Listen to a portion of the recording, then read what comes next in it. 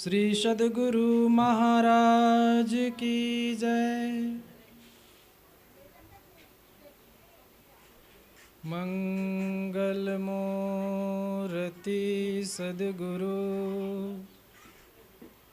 मिलवै सर्वाधार। मंगलमय मंगल करना विनवो बारंबार। धन्य धन्य सद्गुरु सुखद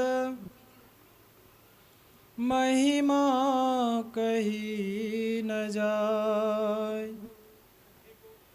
जो कुछ कहूँ तुम्हारी कृपा मोते कछु न बसाय।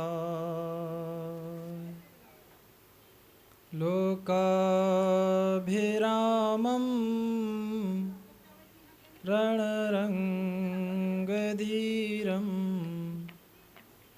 राजीवनेत्रं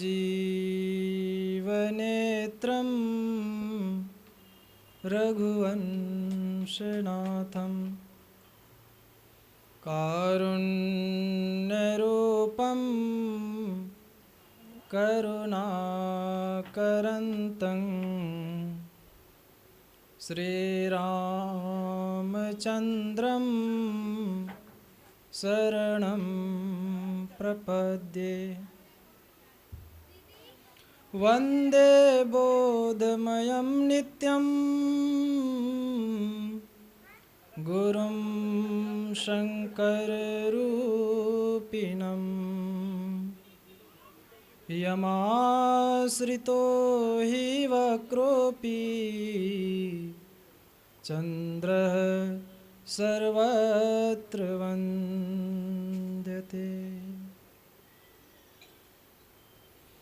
सूक्ष्म रूप में विराजमान मुद मंगलमय संत समाज के पावन चरणों में सत सत नमन। मंचासीन आदरणीय महात्मागण, आदरणीय ग्रामवासियों, नगर निवासियों,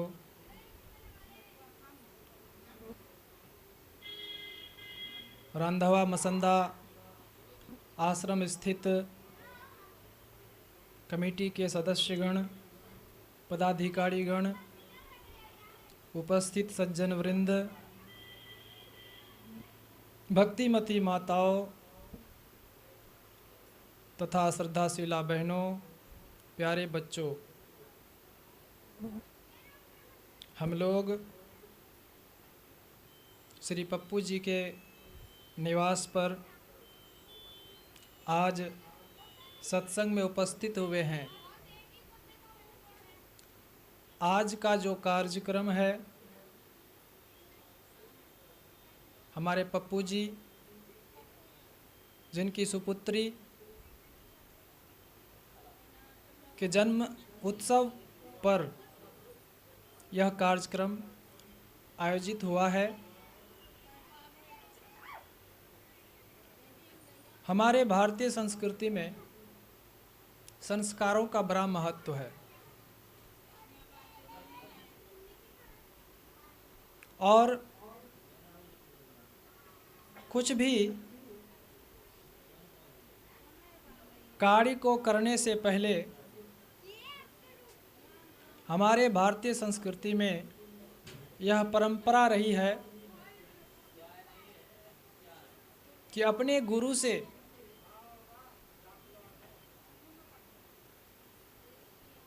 आशीर्वाद प्राप्त कर शुभ कार्य का शुभारंभ करें। ऐसा हमारे भारतीय संस्कृति में प्राचीन काल से चलता हुआ आ रहा है। हम बच्चों के जन्मदिन मनाते हैं तो जन्मदिन कैसे मनाना चाहिए, ध्यान दीजिए। आजकल घर घर में लोग बच्चों का जन्मदिन मनाते हैं, बर्थडे मनाते हैं, लेकिन हमारी भारतीय संस्कृति में जन्मदिन मनाने का एक अलग ही विधि है। उस विधि को हम भारतवासी भुलाते चले जा रहे हैं और पाश्चात्य संस्कृति को अपनाने लग गए हैं।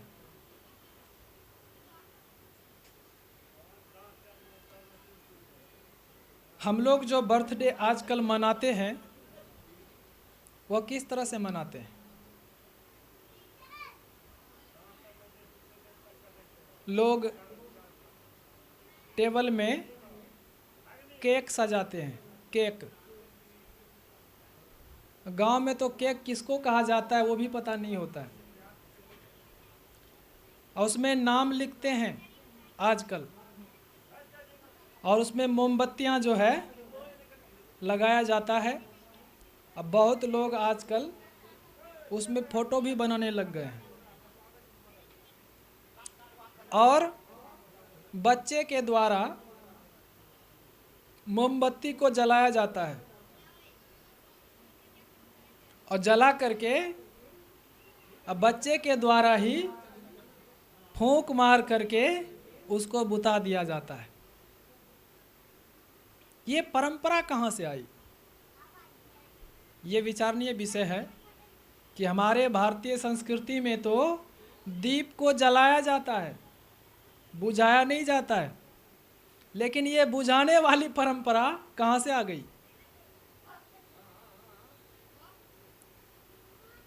और हमारे भारतीय संस्कृति में यदि दीपक को जला करके बुझाया जाए या बुझ जाए बीच में ही तो अपशकुन माना जाता है, लेकिन यहाँ तो जानबूझ करके बुझाया जाता है। अब कभी हम लोग मंदिरों में जाते हैं तो आरती करते हैं, तो आरती में क्या करते हैं? दीप जला करके बुझा देते हैं, तब आरती करते हैं भगवान का। दीप को जला करके आरती करते हैं, यदि बुझ गया तो पुनः उसको जलाते हैं, और बुझने के कारण जो है हम लोग अपशकुन समझते हैं। तो दीप जलाया जाता है, बुझाया नहीं जाता है। लेकिन ये परंपरा आई कहाँ से, ये विषय है। तो बहुत खोज करने वालों ने खोज किया तो पता चला कि सर्वप्रथम यह यूनान से आया, पश्चिम के देशों से आया। यूनान में लोग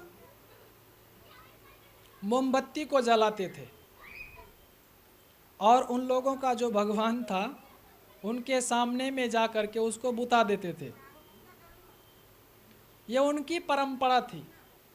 अब क्या परंपरा थी उनकी वो तो वो जाने, लेकिन हम भारतवासी उस परंपरा को अपना लिए हैं और अपनी परंपरा को भुला दिए हैं। वहाँ पर यूनान में जो मोमबत्ती बुझाने का जो परंपरा चली आ रही है, पता लगाने पर पता चला कि वहाँ के जो भगवान हैं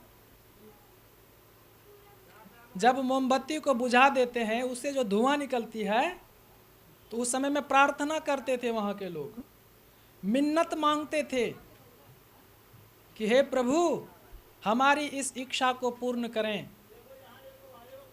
और जो है वह प्रार्थना मोमबत्ती के धुएं से किया करते थे कि ये धुआं जो है प्रभु के धाम तक पहुंच जाएगा और जो मेरा संदेशा जो है उनको मिल जाएगा, प्राप्त हो जाएगा। तो ये परंपरा उन लोगों ने बनाया और उस परंपरा को हम लोग यहाँ मनाने लग गए। तो हमारे भारतीय संस्कृति में ये परंपरा नहीं है, और आगे चल करके यह परंपरा का रूप प्रारूप ही बदल गया। अब जो है वो केक बनाने लग गए, उसी में मोमबत्ती रखने लग गए, केक में नाम भी लिख देते हैं और चाकू रखते हैं बड़ा सा उसको काटने के लिए। ये काटने पीटने वाले काम कौन करते हैं? आप लोग कसाई को देखे हैं? वो टुकड़े टुकड़े करते हैं, ये काम तो उनका है।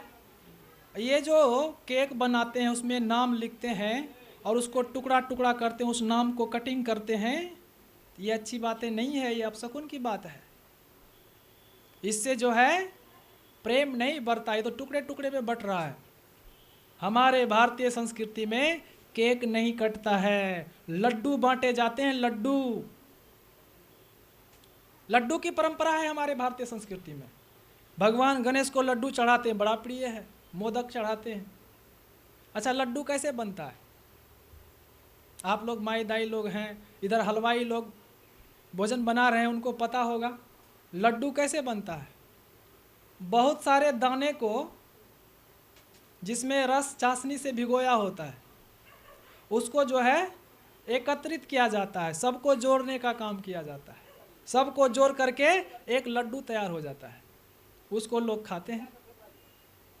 ये क्यों? लड्डू ही क्यों?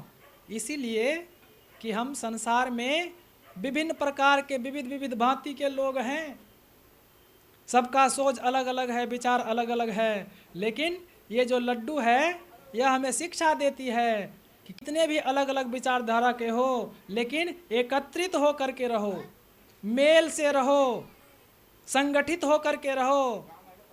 और संगठित कैसे हो? तो लड्डू खाने में मीठा होता है, मधुर होता है।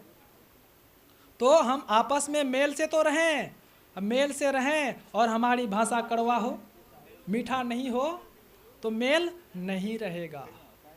तो हमारी भाषा जो है मीठा हो, इसीलिए उसमें मिठास भर दिया जाता है। तो हमारे भारतीय संस्कृति में लड्डू जो है भोग लगाया जाता है, चढ़ाया जाता है, भगवान को भी और भक्तों को बांटा जाता है। तो ये परंपरा है हमारी। इस परंपरा को हम लोग भुलाते चले जा रहे हैं। पता नहीं कौन कौन से चीज़ों को मिला करके वो केक तैयार किया जाता है और उसको टुकड़े टुकड़े करके जो है उसको खिलाते हैं। खिलाते तो खिलाते हैं, पूरे मुंह में जो है पोत देते हैं, जैसे लगता है लिपाई कर दिया है। तो ये सब जो कार्य हो रहे हैं ये मनुष्य का कार्य नहीं है, ये बंदरों का काम है। मनुष्य में ज्ञान की वृद्धि होती है तभी तो वो मनुष्य है। पशु की वृत्ति यदि हमारे अंदर हो तो मनुष्य हम कहाँ से रहेंगे? हम तो पशु हो जाएंगे। तो हमारी क्या परंपरा है, अब इस पर ध्यान दीजिए। हम लोग क्या करते थे पहले? हमारे जो ऋषि मुनि लोग हुए हैं, जो हमारे पूर्वज हुए हैं, वे भी तो जन्म दिवस मनाते थे। संस्कार है ये। जन्म दिवस पर क्या करना चाहिए, ध्यान दीजिए आप लोग। जन्म दिवस पर हमारी यह परंपरा है कि सुबह प्रातः काल उस दिन, किस दिन, अब तिथि को भी ध्यान दीजिएगा। आजकल लोग बर्थडे मनाते हैं तो अंग्रेजी महीने को लेते हैं, वह सही नहीं होता है। अंग्रेजी का महीना बदलते रहता है, लेकिन जो हिंदी का महीना है, जो विक्रम संवत हम लोग मानते हैं, वो भी नहीं तो चांद को तो मानते हैं। अभी चांद को देख करके करवा चौथ मनाया गया, माताएं बहनें मनाई। तो ये जो हमारा परंपरा है ये तिथि से संबंधित है।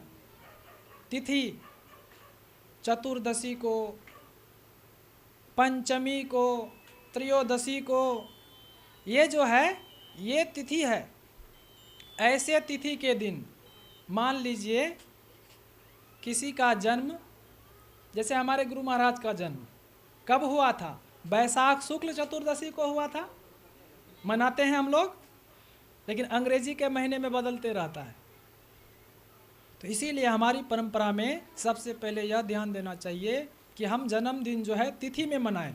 जिस तिथि को बच्चे का जन्म हुआ है उसी तिथि को हम जन्मदिन उनका मनाएं। तो कैसे मनाएं जन्मदिन? ऐ माता जी ध्यान दीजिए इधर। जन्मदिन कैसे मनाएंगे? जन्मदिन हम मनाते हैं तो सबसे पहले बच्चों को उस दिन स्नान कराएं। स्नान करा करके जो भगवान की पूजा करते हैं वो अपने बच्चों को मंदिर लेकर के जाएं। मंदिर में जा कर के जो है फूल पत्र बेलपत्र जो चढ़ाना है, प्रसाद चढ़ाना है वो चढ़ाएं और वहाँ जा कर के दीपक जलाएं। दीप दान करें वहाँ जा कर के। दीप दान का मतलब क्या होता है? जिस तरह से दीप जलाने से अंधकार का नाश हो जाता है, उसी तरह से हम भगवान से प्रार्थना करें कि हे प्रभु, ये दीपक जो है मैं आपको दान कर रहा हूँ, आप हमें आशीर्वाद प्रदान करें कि हमारे जीवन में अज्ञानता रूपी अंधकार का नाश हो जाए, हमारे अंदर जो है तमसोमा ज्योतिर्गमय हो जाए, हमारे अंदर में जो है ज्ञान का प्रकाश प्रकाशित हो जाए। इस तरह से भगवान से प्रार्थना करें। और वहाँ से आने के बाद क्या करें? तो परंपरा यह है कि यदि हो सके तो संत महापुरुषों को बुलाएं। कम से कम 11 संतों को बुला करके उनको भोजन कराएं, उनको वस्त्र दान में दें, बच्चे के हाथ से कुछ द्रव्य दक्षिणा भी दें उनको। तो उससे क्या होगा? संत महापुरुष आपके अन्न को खाएंगे तो आपका अन्न पवित्र होगा, आपका धन पवित्र होगा। आप उनको जो वस्त्र दान करेंगे तो वह वस्त्र के बदले में आपको आशीर्वाद देंगे, आपके बच्चे को आशीर्वाद देंगे, कभी वस्त्र की कमी नहीं होगी, ये आशीष मिलेगा आपको। तो इस तरह से करना चाहिए। और अधिक आपके पास, बीच में खटपट नहीं करें आप लोग, यदि आपके पास अधिक सामर्थ्य है तो आप जो है लंगर भंडारा की भी व्यवस्था कर दें। और उससे भी बढ़िया, सबसे बढ़िया होता है सत्संग का कार्यक्रम करा दें। इससे क्या होगा? संत महापुरुष आएंगे आपके यहाँ तो संतों के वचनों को सुनने का अवसर तो मिलेगा ही, साथ में जो भक्त लोग आएंगे उनको भी लाभ मिलेगा और उनको जो है लंगर छका दें, भंडारा खिला दें। आपके अन्न जो है संत तो खाएंगे ही, साथ साथ में जो भक्त लोग हैं वे भी ग्रहण करेंगे, तो बहुत बड़ा पुण्य का जो है आप भागीदार हो जाएंगे। ये हमारी परंपरा है जो आज हमारे पप्पू जी कर रहे हैं। ये सार्थक कार्य कर रहे हैं, शुभ कार्य में जो है अपने धन को लगा रहे हैं। इनकी शुभ गति हो, संतों का आशीर्वाद इन्हें तो मिल ही रहा है, क्योंकि जो सत्संग करा लेते हैं, कराने का संकल्प भर भी कर लेते हैं, तो उनको तो गुरु महाराज का आशीर्वाद ऐसे ही मिल जाता है। क्योंकि कहते हैं कि संतों के पास जब हम चलने की इच्छा प्रकट करते हैं, संत मिलन को जाइए तजी बिसिया अभिमान, एक एक पग आगे धरे और कोटि तीरथ समान, ऐसा कहा गया है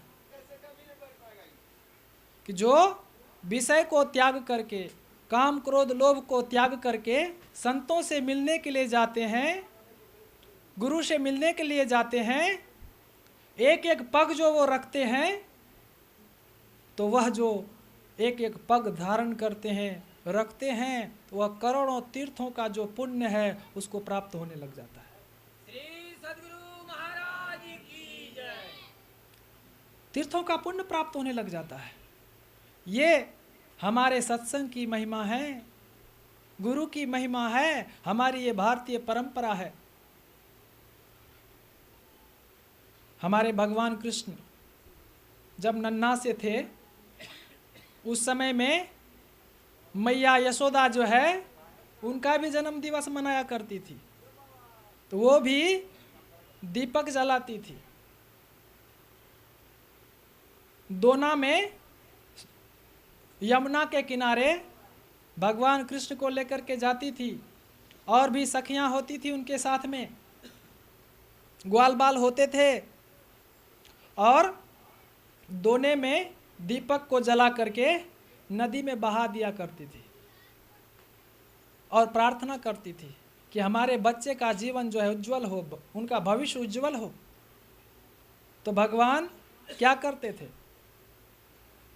जो दीपक बहने लग जाता था पानी के धार में, तो भगवान जो है घुटने भर पानी में चले जाते थे, और जो दीपक बहते बहते उनके पास आते थे, उस दीपक को जो है वह पकड़ करके किनारे लगा देते थे। यही करते थे। मैया जो है उधर से दीपक जो है दोना में दे करके बहाती थी, और जो इनके पास में आता था ये उठा करके रख लेते थे। मैया देख करके जो है भगवान कृष्ण को पूछते, अरे लल्ला ये क्या कर रहे हो तुम?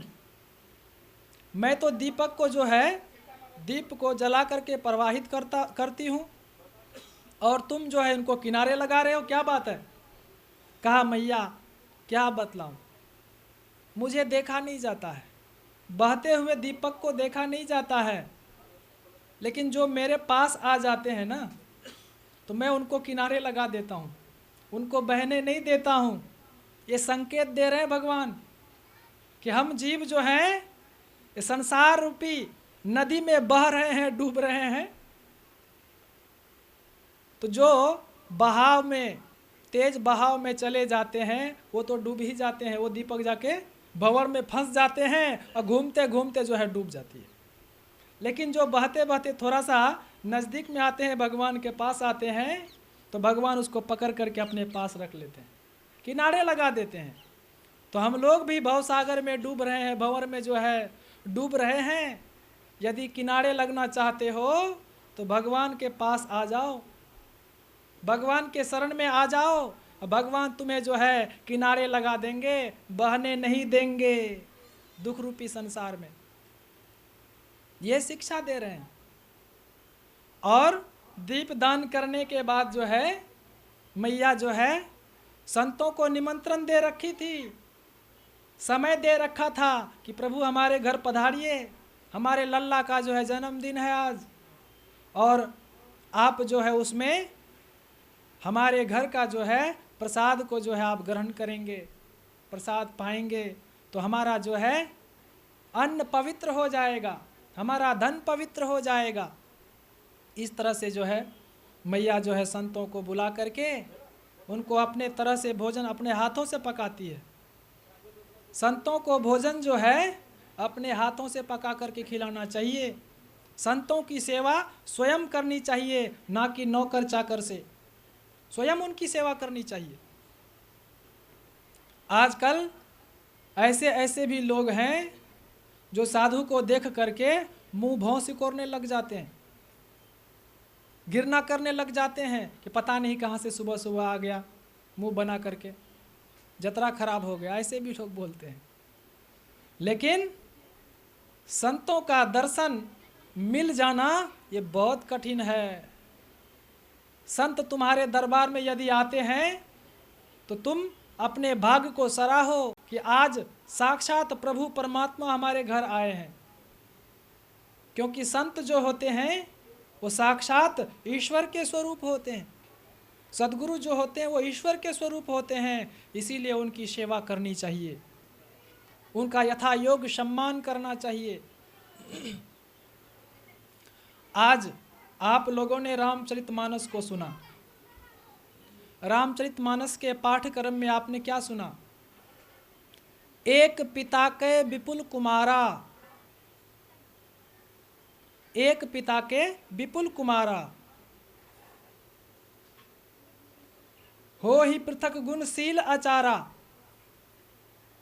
को पंडित को तापस ज्ञाता, को धनवंत शील को ज्ञाता। यह आपने सुना। एक पिता होते हैं, उनके बहुत सारे पुत्र होते हैं, पुत्रियां होती है, लेकिन सारे पुत्र का स्वभाव जो है एक जैसा नहीं होता है। हो ही पृथक गुण, सबका गुण अलग होता है, सबका विचार, सबका व्यवहार अलग होता है। कोई पंडित हो जाते हैं, ज्ञानी हो जाते हैं, कोई महात्मा भी बन जाते हैं, कोई चोर भी हो जाते हैं। और कोई जो है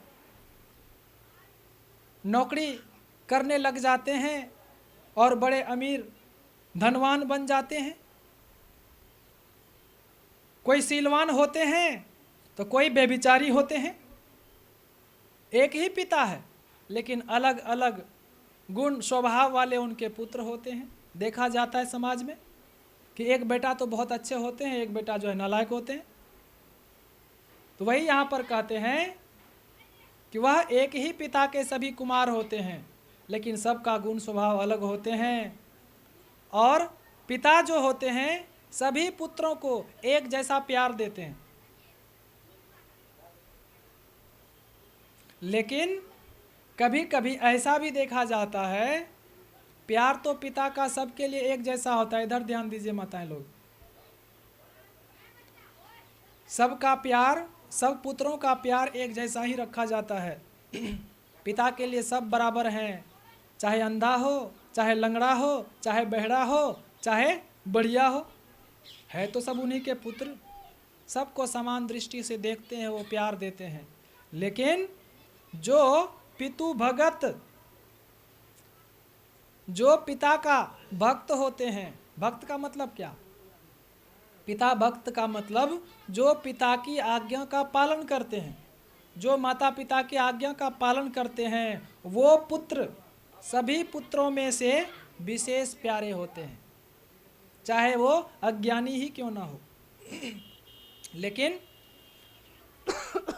माता पिता के बातों को मानते हैं तो माता पिता उनसे विशेष प्यार स्नेह रखते हैं। एक छोटा सा दृष्टांत सुनाता हूँ। एक बुढ़िया माई थी। बुढ़िया माई बहुत दूर से घड़े में पानी भर के लाया करती थी, उसी से भोजन पकाया करती थी, घर के सारे कामों को क्या करती थी। और उनके जो पुत्र थे, उनके 3 बेटे थे, 3 बेटे, ध्यान दीजिए, उनके 3 बेटे थे। एक बेटे जो है एसपी था, एसपी, बहुत बड़े पोस्ट में था। और एक बेटा जो है वह डॉक्टर था। और एक बेटा जो है उनका वैसे ही हल जोतने वाले किसान थे। तो एक दिन कुएं के पास जाती है तो बहुत सारी माताएं बहनें भी आती हैं उनके साथ में।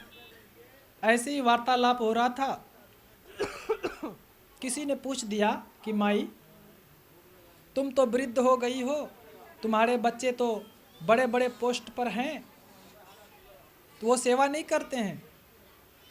कहते कि हाँ हाँ सेवा तो करते हैं, सब सेवा करते हैं। ऐसे चर्चा करते हुए बताया उन्होंने कि देखो ना, आज मेरे बेटे आने वाले हैं, हमारे दोनों बेटे आने वाले हैं, डॉक्टर भी और एसपी भी। और ये जल्दी जल्दी पानी भर करके जाने लग जाती है। तो रास्ते में तब तक में एसपी जो था उनका बेटा वो आ जाता है। माँ को देखते हैं, ये तो गाड़ी में बैठे हुए हैं, वर्दी में हैं। माँ जो है वैसे ही वेशभूषा में थी, देहात की रहने वाली, और जो है वह घड़ा ले करके बड़े धीरे धीरे, बहुत धीरे धीरे पानी के घड़े को लेकर के जा रही थी, क्योंकि वृद्ध हो गई थी, शरीर में शक्ति कम था। तो बेटे देख करके माँ को दूर से प्रणाम करते हैं। माँ को बड़ी खुशी होती है कि देखो मेरा बेटा आ गया। तो कहते बेटा चलो चलो चलो मैं आ रही हूँ। तो बेटा का क्या फर्ज था? एसपी था लेकिन था तो बेटा ही। उनका क्या फर्ज था कि मेरी माँ इतने बड़े घड़े को लेकर के जो है बड़ी मुश्किल से चल रही है, तो मैं इनको उठा के लेके जाऊं, माँ को गाड़ी में बिठा लूं। लेकिन नहीं, अधिकारी थे वो, चले गए घर। बाद में जो है कुछ दूर चलती है, तब तक में उनके जो है दूसरे बेटे भी आ जाते हैं। जो डॉक्टर था वो भी गाड़ी में आते हैं, स्कॉर्पियो में बैठ करके आते हैं। माँ के बगल से ही गुजरते हैं, थोड़ा सा शीशा डाउन करते हैं, माँ को देख लेते हैं झांक करके और कह देते हैं मम्मी मैं आ गया, आप आ जाओ मैं घर पे पहुंच रहा हूँ। अब देखिए ये भी नालायक बेटा ही हुआ ना, उस बूढ़ी माँ को उसी स्थिति में छोड़ करके चले गए। तब तक में क्या होता है, वो जो हल जोतने वाले थे, जो पढ़े लिखे नहीं थे, जो गंवार थे, वो आते हैं तो देखते हैं कि माँ जो है घड़े को लेकर के जा रही है। ये क्या करते हैं, दौड़ करके जाते हैं, कहते हैं माँ लाओ घड़े मुझे दे दो, आप आराम से चलो मैं घड़े लेकर के चलूँगा। पानी का घड़ा जो है उनके हाथ से ले लेते हैं और अपने सिर पर रख लेते हैं, माँ के हाथ को पकड़ करके चलने लग जाते हैं।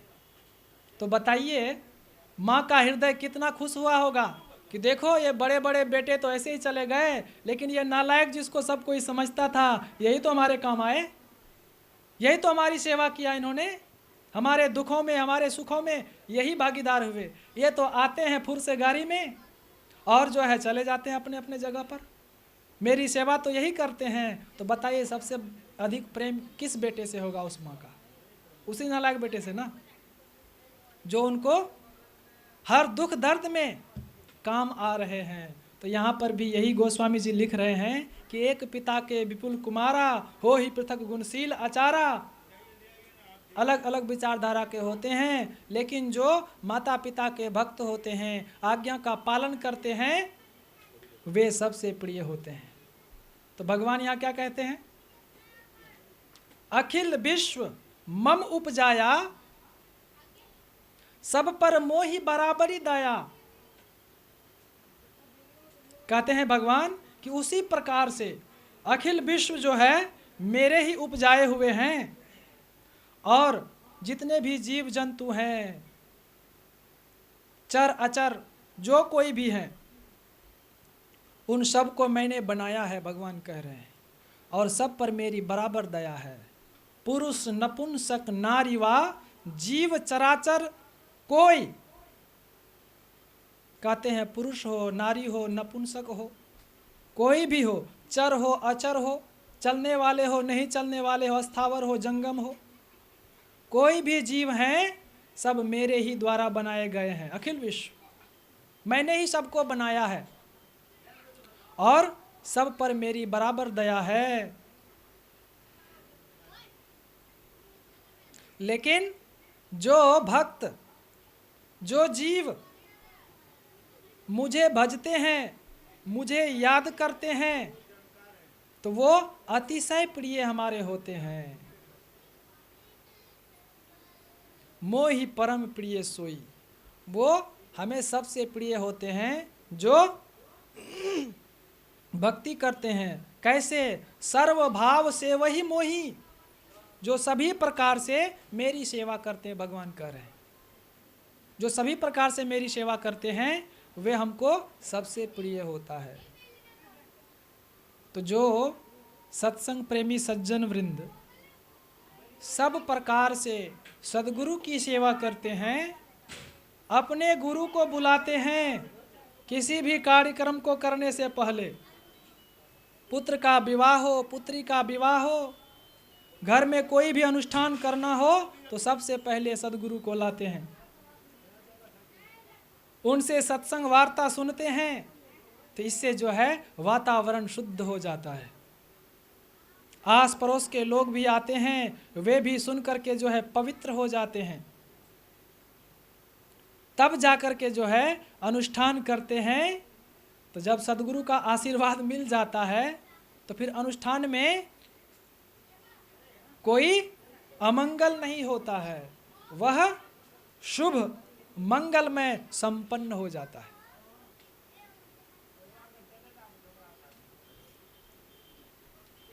हमारे जीवन में दुख क्यों आता है? ध्यान दीजिएगा, हमारे जीवन में दुख क्यों आता है, किस कारण हमें दुख भोगना पड़ता है? इस प्रसंग को थोड़ा सुनिए आप लोग। सब कोई चाहते हैं सुखी रहना, कोई दुख में रहना नहीं चाहते हैं। सब चाहते हैं मैं सुखी रहूं, पर हमारे जीवन में दुख ही आता है, सुख नहीं आता है, दुख ही आ जाता है। सुख पाने के लिए हम लोग क्या क्या नहीं करते हैं, कौन कौन से उपाय नहीं करते हैं, लेकिन जीवन में दुख ही आ जाता है, सुख नहीं आता है। ऐसा क्यों होता है? तो अब मैं उदाहरण के साथ एक कथा सुनाता हूं, आप लोग बड़े ध्यान से सुनिएगा। माताएं बहनें, आप लोग भी ध्यान से सुनेंगे। दुख हमारे जीवन में क्यों आता है? दुख तो सबको आता है ना, तो इसीलिए बढ़िया से सुनिए आप लोग अच्छी प्रकार से। भगवान श्री राम अपने पिता की आज्ञा का पालन करते हुए वन को गमन करते हैं। पिता ने उनको वनवास दिया है, सहर्ष स्वीकार कर लेते हैं कि पिताजी ने जो आज्ञा किया है उनका पालन करना चाहिए, सभी को करना चाहिए अपने माता पिता की आज्ञा का पालन। भगवान श्री राम कर रहे हैं। चित्रकूट में रहे जाकर के भगवान श्री राम बड़ा आनंद से रहे, बड़ा सुख में जीवन व्यतीत हो रहा था। वहाँ से पहुँच गए पंचवटी। पंचवटी में भी जाकर के बड़े आनंद पूर्वक रहने लग गए, कोई दुख नहीं। संत महापुरुषों का दर्शन होता है, सत्संग वार्ता जो है हो रहे हैं, सत्संग का लाभ लेते हैं, संत महापुरुषों से आशीर्वाद प्राप्त करते हैं। इसी तरह से जो है उनका वनवास का जो काल है वह व्यतीत हो रहा था बड़े सुख आनंद पूर्वक। लेकिन अकस्मात एक ऐसा समय आता है, सोने का मृग बन करके रावण द्वारा भेजा गया कालनेमी आता है। कालनेमी